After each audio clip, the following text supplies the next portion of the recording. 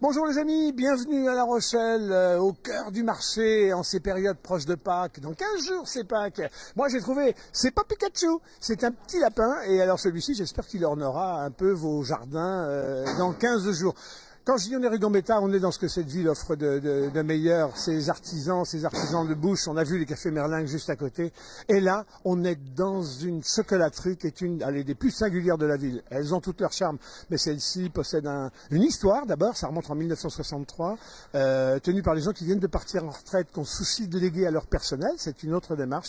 Et puis le chocolat, qui était quelque chose d'un peu institutionnel, convenu.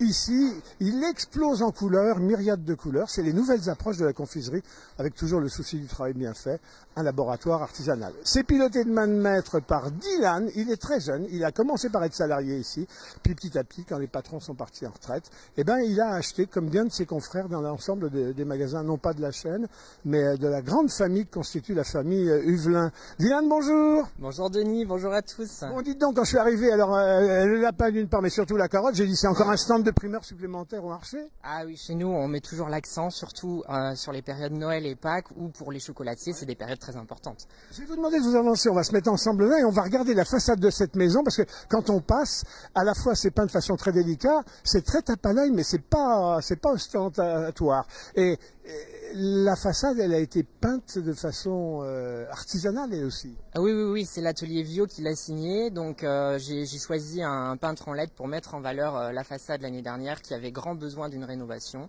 pas la mienne, mais celle du magasin. mais du coup, on a fait les choses bien. On a quelques minutes pour balayer l'histoire du chocolat et en particulier l'histoire de la famille Huvelin là-dedans. Votre façade, quand on passe, on a l'impression d'être devant un magasin de jouets. Je ne sais pas si on voit tout de suite, mais on va le voir tout à l'heure. Regardez la couleur partout en vitrine. Le chocolat Dylan, ça commence, me dit-on, 1000 ans avant Jésus-Christ. Ça passe par les Mayas, ça croise Christophe Colomb, ça arrive à la cour d'Espagne, d'Italie, d'Angleterre, puis de France et ça s'installe majestueusement comme ça chez nous. Histoire du chocolat. L'histoire du chocolat, on connaît tous par Christophe Colomb, qui arrive découvrir un continent et puis qui découvre de nouveaux produits, qui les exporte mais qui ne sait pas forcément les utiliser dès le début. Et puis on commence par quelque chose de très amer, de très épicé, mais qui n'est pas forcément très apprécié. D'ailleurs, les Mayas, au début, avant de le consommer, ils en avaient fait une espèce de monnaie d'échange. Ils faisaient du troc et c'était ça qui servait de petites pièces, de petits jetons finalement, les fèves de cacao. Ah oui. C'était l'or des Mayas en fait, c'était leur argent. Au début, c'est ce qui servait à payer, à faire du troc comme vous dites, et puis ça a été complètement désacralisé et puis à la mode par Marie-Antoinette à sa cour quand elle a décidé d'en faire sa boisson préférée. Alors un beau jour, 1963, on est dans les belles époques, les belles années du développement de la construction après-guerre, etc. S'installe un chocolatier à New York, ça devait être un des premiers, et c'est la maison Huvelin. Lui s'appelle Michel, elle s'appelle Nicole. Oui, c'est ça. Donc 1963, le top départ d'une institution. Une institution avec des valeurs et un pilier fondamental, c'est la qualité. Voilà. Donc Michel et Nicole Huvelin ont créé quelque chose de fantastique avec un produit absolument merveilleux qui utilise des produits extrêmement nobles. Et ça, j'en suis très fier. Je suis très fier de faire ça aujourd'hui à leur place, puisqu'ils ont pris leur retraite l'année dernière. Alors on est à l'époque, évidemment aujourd'hui encore, en terre de Poitou. En terre de Poitou, on fait du tourteau et puis on fait maintenant de l'angélique. Oui. Ils ont commencé avec les tourteaux fromagers, puisqu'en fait Michel et Nicole Huvelin sont issus du milieu pâtissier et ils ont été vers le chocolat, ce qui leur a bien réussi. Et puis bien évidemment l'angélique qui est un produit phare de Niort. Alors qu'est-ce que c'est l'angélique? L'angélique, c'est une plante ombellifère qui pousse dans le marais poitevin et en fait on en fait de la galette charentaise. C'est l'ingrédient de base de la galette charentaise chez nous.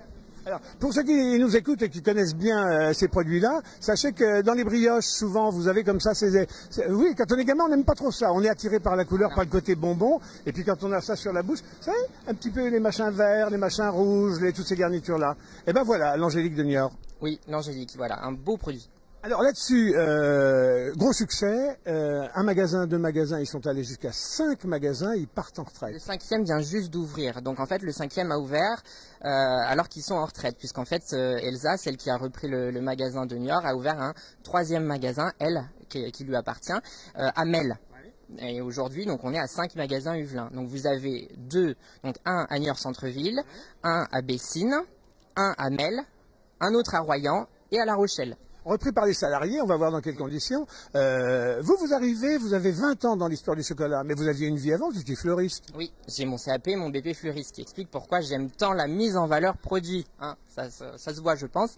Mais oui, je suis arrivé, j'avais à peine 20 ans, parce que j'avais envie de découvrir un autre produit. Ouais.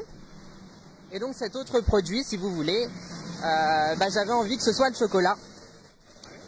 Et voilà, donc du coup, je suis arrivé là donc en 2014 avec absolument rien en bagage sur le chocolat, où on m'a tout appris à l'atelier de fabrication et au magasin de La Rochelle où Béatrice Pinault m'a tout enseigné. Est-ce qu'enfant vous aviez un goût prononcé pour le chocolat? Vous savez, quand arrive Noël, là, on ouvre la boîte, il y a plein de petits chocolats, on les goûte, on les remet parce qu'on trouve que celui-là il est pas bon. Vous étiez un gamin comme ça, pioché partout dans le chocolat? Alors le gamin que j'étais, c'est simple, moi je suis fils d'artisan charcutier traiteur, donc j'ai baigné dans les bons produits.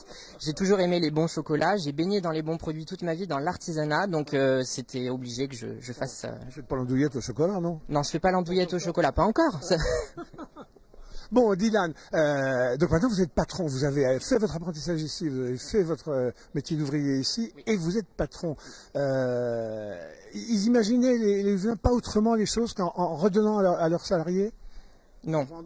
Non, ils imaginaient pas autre chose parce qu'en fait, chaque salarié, ça faisait au moins 10 ans qu'ils étaient dans l'entreprise, donc ils étaient ancrés et passionnés par ce qu'ils faisaient, donc c'était une suite logique.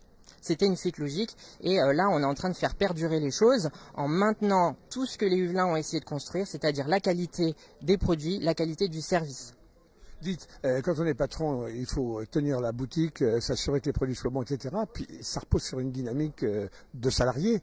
Alors être patron, c'est aussi piloter les hommes. Là. Travailler le chocolat, c'est une chose, mais piloter les hommes, pas trop dur pour vous? J'adore. Ouais. J'adore manager, j'adore être avec mon équipe. Déjà, j'en profite pour les remercier parce que j'ai une équipe absolument formidable qui en plus est passionnée par ce qu'ils font. Et ça, c'est important de le dire aujourd'hui parce que sans eux, l'entreprise n'existe pas et le magasin ne tourne pas. Et ça, je veux le mettre en valeur parce que les patrons sont aussi là pour dire merci à leurs employés et merci à leurs salariés. Il y a ceux qui sont ici, qui bossent, et puis il y a ceux qui sont dans le laboratoire. Il y a un laboratoire commun aux cinq magasins qui sont à Niort. Oui, donc le laboratoire se trouve à Effres, donc c'est un village en fait collé à Niort, et c'est ici qu'on y fabrique tout. Donc c'est à 50 minutes d'ici, et c'est fabuleux de voir ça. Est-ce que vous avez une signature, un produit phare, une griffe, en disant ça c'est chez Huvelin, c'est des, je sais pas quoi, des calissons de chez Huvelin, etc. C'est quoi votre petit produit phare? Notre produit phare, c'est les carrés grandes origines, qui ont été récompensés par un ruban bleu Interstup, qui est une récompense lors d'un salon de confiseurs chocolatiers parisien. On l'a eu donc en 2003, mais on en a eu un aussi en 1963 avec la Mogette. Alors, on arrive à Pâques, on est devant ce tableau, c'est pas anodin. Pâques, j'imagine que, je sais pas, c'est comme Noël, un marchand de jouets. Pâques, en fait, c'est la deuxième fête après Noël. Donc Noël, c'est le principal, et Pâques arrive en second.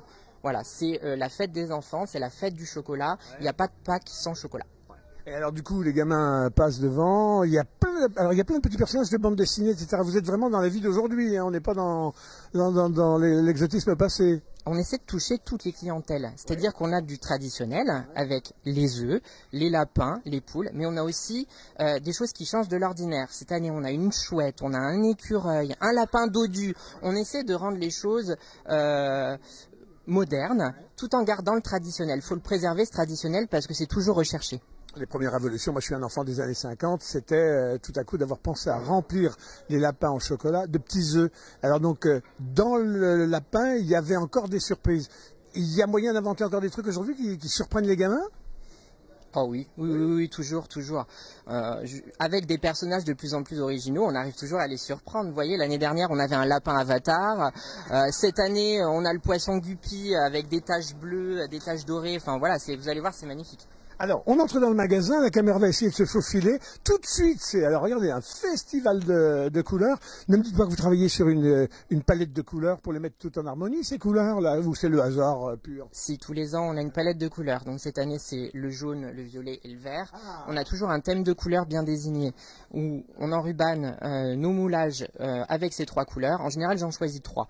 Et après, je choisis un thème ou un sujet qui me plaît. Et cette année, en fait, je me suis inspiré de la Chronique des Bridgerton, qui est une série Netflix qui me plaît beaucoup, qui est romantique, qui est bucolique à souhait, et du coup, c'est ça qui m'a donné envie de décorer ainsi.